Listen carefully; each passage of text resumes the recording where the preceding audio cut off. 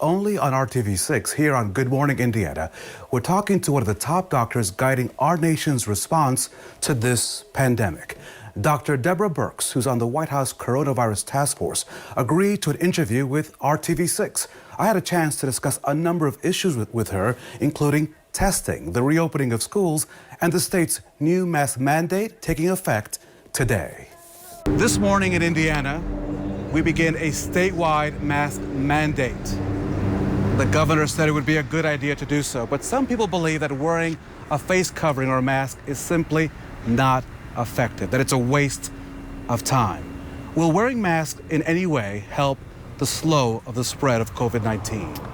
What a great question, and we are so pleased with the governor's action because what we have discovered over the last few months is how effective masks are. Early on, the CDC did not recommend mask wearing, and so they say, look, back in March and April, they didn't talk about this, so why is it that this is important now?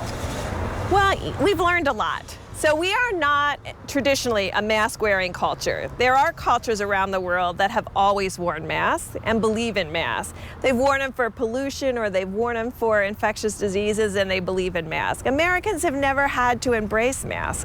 But now we know both the physics, there's clear physics and science behind trapping the particles in your mask. And then I gave you the real life examples. So I think we've learned from the beginning of this epidemic to now, and the American people should actually be very happy that we can change guidance based on new information.